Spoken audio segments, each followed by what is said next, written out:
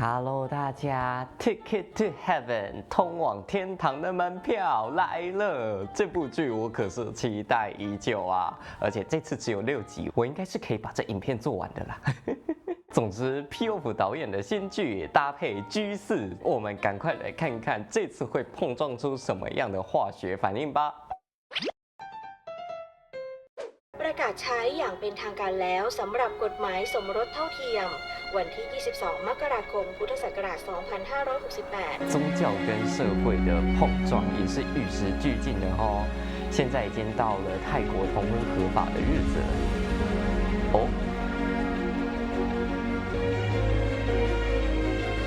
你把车子停在中间哦，广场正中央就这样下车哦。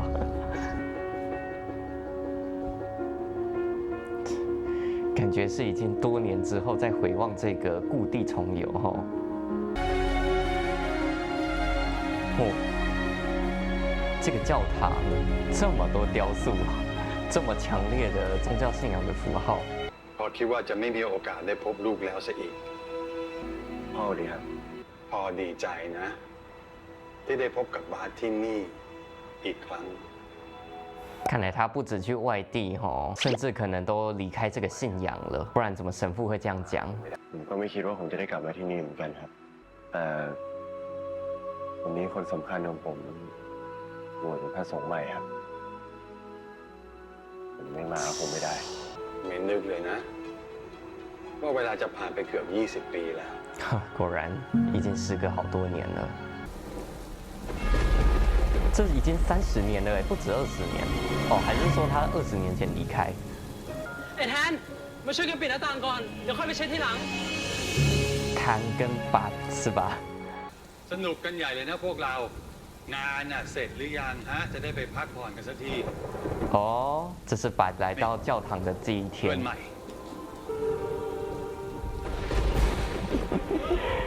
第一眼他们2个就对上眼了哦。哦。 哦，眼疾手快，第一次触摸双手就电到了。ชื่ออะไรชื่อบาสบาสนักบุญนะบาโทโลมิว哦，居然是圣人的名字。เรียกกูบาสเฉยๆก็ได้เดี๋ยวผมมัดไว้อย่างนี้ก่อนนะครับคุณพ่อ所以这个教堂就这样子修修补补这么多年，也都没有要重建呐、นี่แทนรักเป็นหัวหน้าเด็กทุนม .6 แล้วก็จะเป็นคนที่จะช่วยดูแลลูกตอนที่ลูกอยู่ที่นี่ด้วย อีกแค่2 วันก็จะถึงวันงานละยังไงก็ไม่มีทางตัดชุดพิธีการทันแน่ๆแทนรักเอาชุดของแทนรักเนี่ยให้เพื่อนยืมก่อนละกันนะ事情一直让他们2个牵扯上关系。 ได้ครับพ่อ然而，他们心中那一点点情愫，却是跟他们的信仰违背的哈。我导演真的会拍哦，光是片头曲几个混剪镜头，就已经觉得，哎呀，那个前述暗流涌动。 แต่พวกตุ๊ดมันชอบโกงผลกันจริงเปล่าอะไร哦，这个青少年一群男生这样聚在一起，就一定会干这种事。 ไม่เอาพี่ว่าผู้หญิงดีๆไม่ชอบตูดเหรอวะ 他们看得很不惯哦。哦， แต่คุณพ่อแม่งบอกเด็กคุณต้องเข้ามาตั้งแต่ม .1 เลยวะตอนนี้ม .6 เทอม2แล้วมึงยังเข้าใหม่ 嚯 แล้วมึงจะทำไม哇，性格很硬哦，没有要服输的。孬种啊，这种霸凌别人的，就吃软怕硬。我小四真的越来越壮了，还这样子打量他的身体。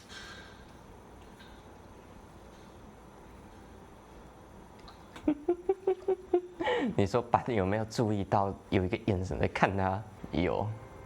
ถ้ามึงมีของอะไรมึงเก็บไว้ตรงนี้นะ เพราะว่าเขาให้เอาของขึ้นหอนอนไม่ได้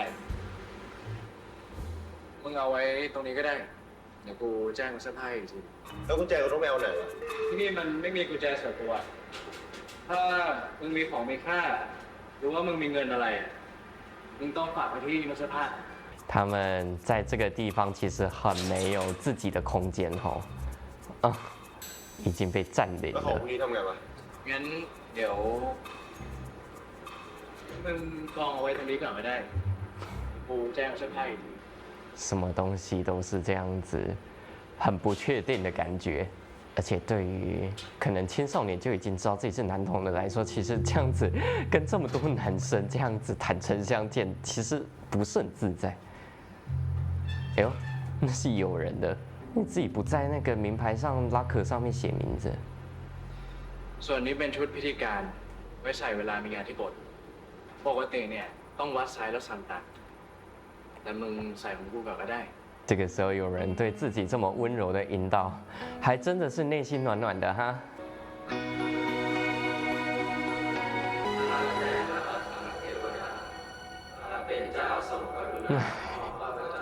才刚萌芽的情愫就被念经的声音打断了。 ส่วนที่นอนมึงนอนตรงนี้แหละ คุณนะ 嗯，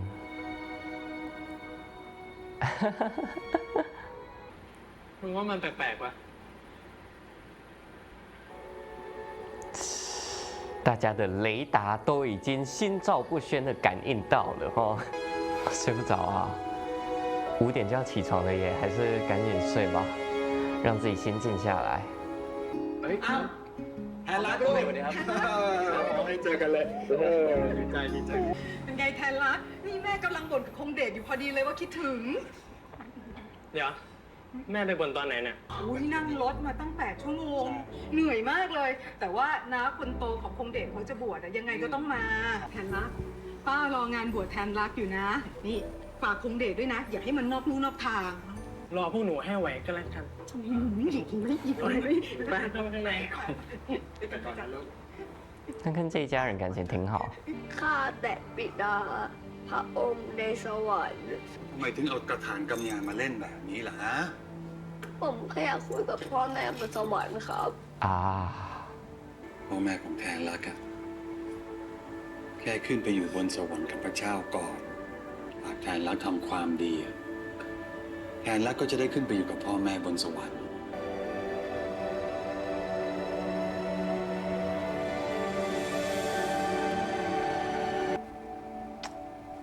哎，看到人家家庭美满，还是会忍不住想念父母哈。 เฮ้ยทุกคน มีใครเห็นเด็กใหม่ที่เพิ่งเข้ามาปะตอนนี้พิธีการมันจะเริ่มแล้วอะ เอ้ย 啊，什么意思？ มาแล้ว 没穿制服，穿夹脚拖， ก็พิธีเริ่ม9 โมงกูก็มา9 โมงเว้ย 没讲好。 แล้วชุดพิธีการอะไม่ใส่มา 嗯， งั้นเดี๋ยวมึงนั่งร่วมกับคนที่มางานแล้วกัน 不是吧？你是故意在叛逆吗？你以后还要跟这些人相处哎，你不要这样表现呢。而且他是哪里得罪你了？为什么要这样对他？ พวกเราทุกคนจะได้ร่วมเป็นสักขีพยานในการบวชพระสงฆ์ใหม่สู่ศาสนาจักรขอเชิญทุกคนนั่ง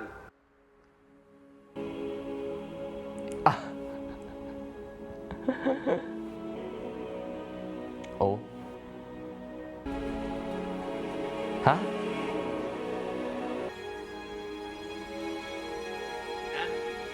บน้ ขอพระเจ้าผู้ทรงสัพพานุภาพ พระบิดา พระบุตรและพระจิต ประทานพระพรแก่ท่านทุกคน อาเมน บาส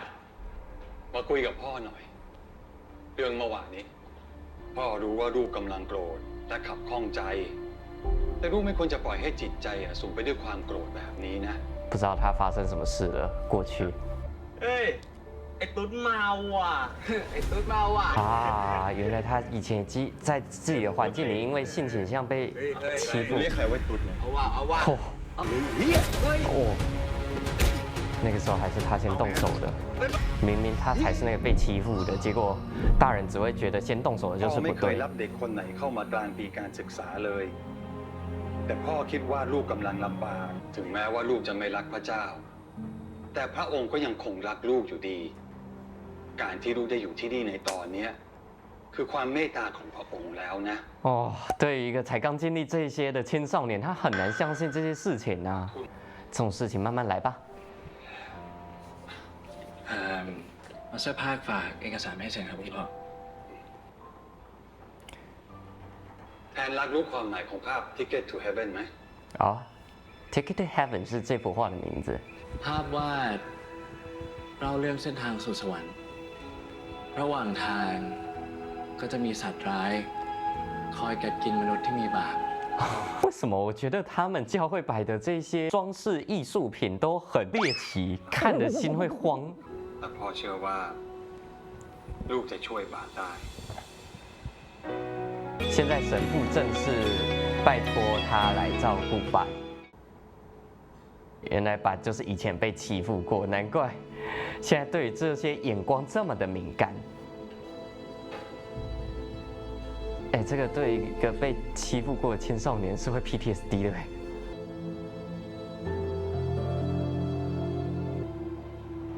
啊，你们没有水壶吗？还得这样喝水？ ไอ้แทนรักมึงยืนทำอะไรเนี่ย 结果还是有点羞于跟他搭话吗？ เอารบมึงคือเย็นนี้มันเสื้อผ้าเขาให้ไปช่วยพวกเรียนม.ต้นนะเห็นว่าเพิ่งแบ่งเวรกันเสร็จแล้วมันยังงงๆมันอยู่ 是啊，神父都把他交给你照顾了，你上去关心他就名正言顺的啊。 ชื่อสะกดไง บดินทร์วอดออีกรอชอรอกันนะ เช็คชื่อค่าผมลงนะ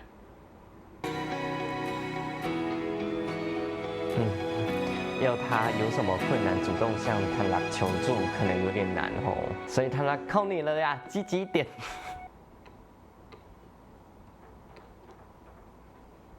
เฮ้ยมึงวันนี้เขานัดไปเล่นบอลไม่ใช่เหรอวะ 你们踢你们的啊？ แล้วแต่มึงอะ 哦，你们还得集体行动哦，一起共同玩一种球哦。 อุตส่าห์ชวน โคมไทยรักเตะบอลเมา ไม่เป็นไร มึงมาเรียนแบบนี้แล้วใครช่วยงานแม่มึงวะ ที่หมู่บ้านกูเขาก็รู้จักกันหมดแหละ ก็ช่วยๆกันนะมึง 看来是一个家庭有一点困难的孩子，所以对周围的人也是比较有同理心的，所以跟泰拉比较合得来。 ตอนที่แม่กูรู้ว่ากูจะได้มาเรียนทุนที่เนี่ยแม่กูดีใจแทบตายคนอย่างพวกกูอะนะ มีทางเลือกไม่มากหรอก แค่ได้มีบัตรประชาชน ได้มีที่เรียน กูว่าคงเป็นทางเลือกที่ดีที่สุดแล้วแหละ ดีที่สุดสำหรับกูเหมือนกัน 他其实还是有点羡慕可以融入群体的感觉，他现在这一副刺猬的模样，其实是一种武装，一种保护自己的方式。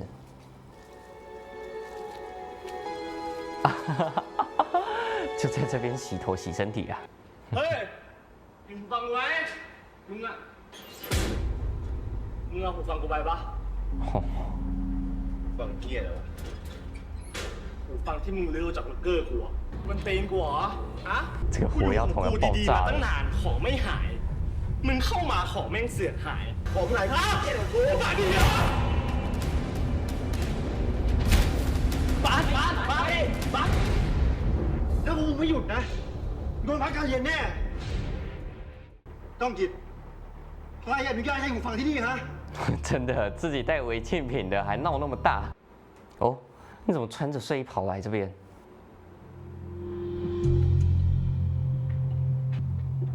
哦， โตกูโดนคนกระเป๋ากูหาย 哦， ผมเหมือนเห็นคนหยิบไป ใคร พี่ก้องกิจ ไปไปไหน หลังโรงเรียนพี่ 哦，你冷静一点呢，实在是吼，青少年就只会这样子莽撞冲动的用自己的方式解决问题。 ก้องกิจ Oh my god！ ก้องกิจ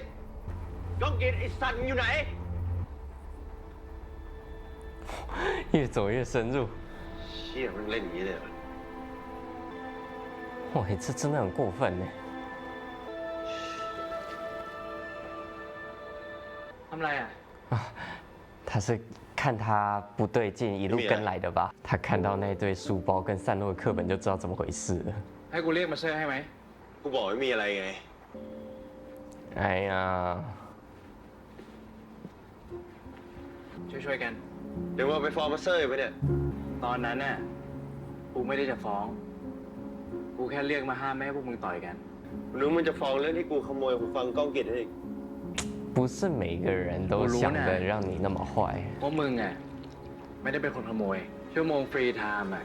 กูเห็นมึงเล่นบาสอยู่ตลอดอ่ะ ม มึงจะเอาเวลาที่ไหนไปขโมย你要相信这个世界上还是有好人呢，而且好人是比坏人多的。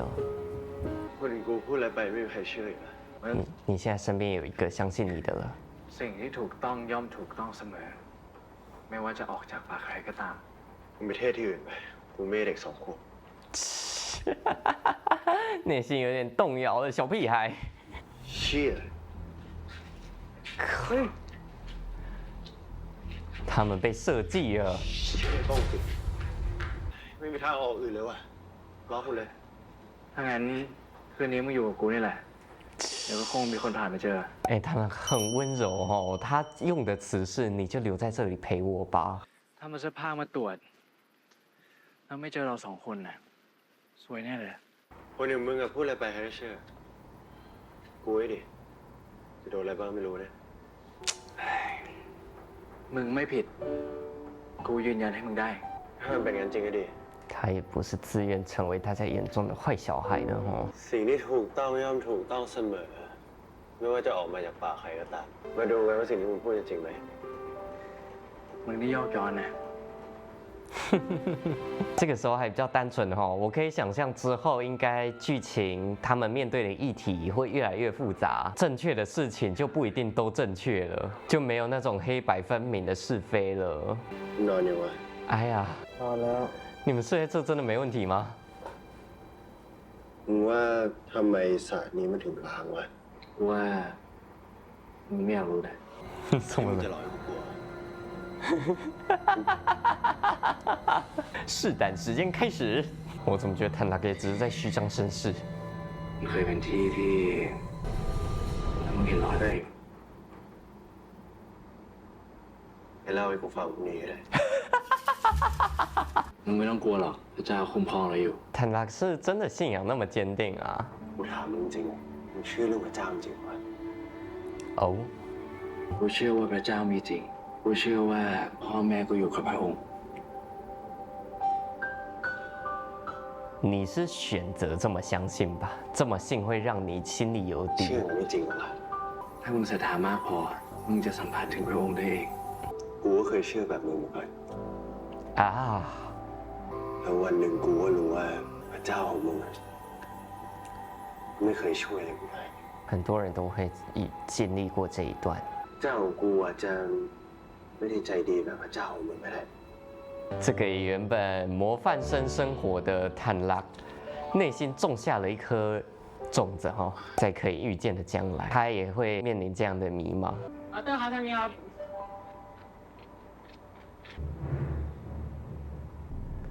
应该没事吧？那个大人看到2个小孩睡在这边，就已经知道事情不简单了啊！这有判断能力的大人应该都大概能想到，谁会自愿睡在这个地方啊？好，第1集看完了，不愧是 P.O. 导演啊，真的很棒，很有质感。第1集拍得很扎实，看得很安心，从来没有让我担心他会出什么问题，甚至还经常会给我惊喜的呀。第1集我们看到的是2位少年都有各自的伤、各自的故事，一路走来到教会，来到神学院与彼此相遇。从此之后，他们的人生轨迹发生了不一样的变化。坦拉从小失去父母，由教会收养，在教会长大，从小就是大家眼中的好学生，模范的虔诚的教徒。反观班，就是在原本的环境里被欺负，一气之下还手，却没有人要相信自己，所有的大人只会把错都怪到他身上，把他当问题学生丢到教会去，也因此让他对信仰、对于上帝是有所怀疑的。怎么我的上帝对我这么不宽容？对我这么残酷呢？不过事情很快就要有所改变了，因为板和塔拉相遇之后，过去的所有的观念可能都要被颠覆了。板应该会渐渐的相信，这个世界上还是有善良的人，还是有相信自己的人，还是有值得让自己信任、值得让自己敞开心扉的人。而坦拉虽然这1集还没有展现出来，但是可以想象，在那之后，他这个稳如泰山的好学生，可能内心也要开始动摇了。对于上帝是否存在，对于他相信的信仰到底是不是真实的，是开始慢慢的打一个问号，会开始有一些探索。现在我是真的很好奇，两位少年在这之后还会经历什么样的故事，什么样的成长，什么样的情愫，还有什么样的打破与重生。那这集就看到这边，下次见，拜拜。